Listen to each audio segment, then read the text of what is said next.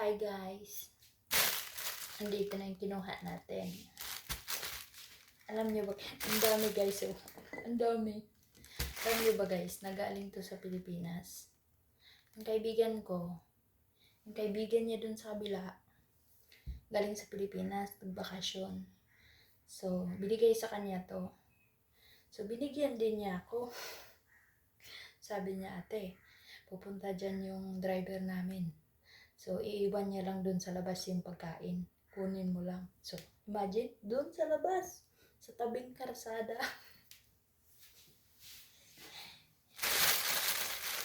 Buksan natin. Diba?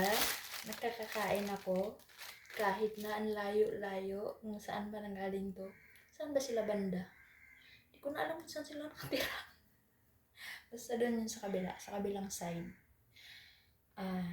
Ang anak ng amo ko, yung asawa niya, yung mga katulong doon, kasi tuwing Friday nagkikita sila doon, kasi tuwing Saturday dito yung mga babae. So dito kasi guys, may family day kasi sila dito. So dito Saturday, ang pupunta dito is yung mga anak lang nila. Yung pupunta din doon sa kabila, yung mga anak lang din nila. Ganun ang kadalasan.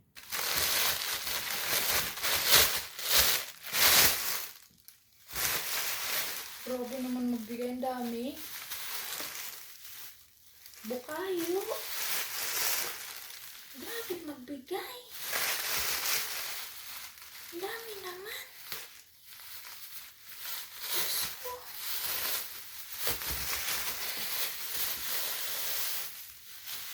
Oh, bibigyan pa din si ate.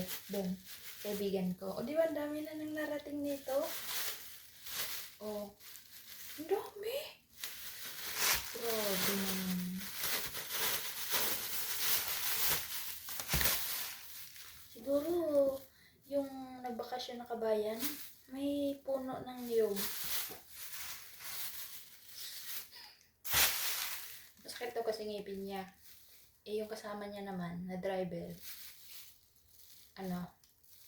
hindi naman daw maubos. So, binigyan ako. Kaso ang dami niyang binigay. Diyos ko.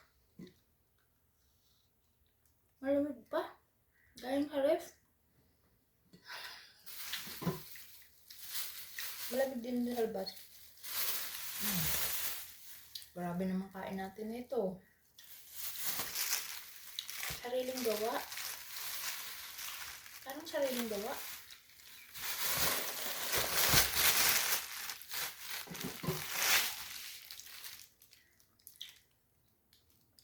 So, di ba?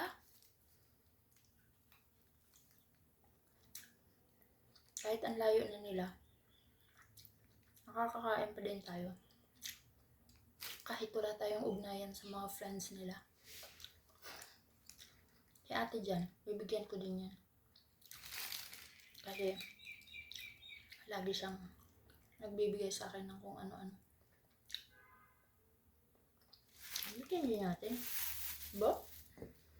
Pero tanungin ko muna kung gusto niya.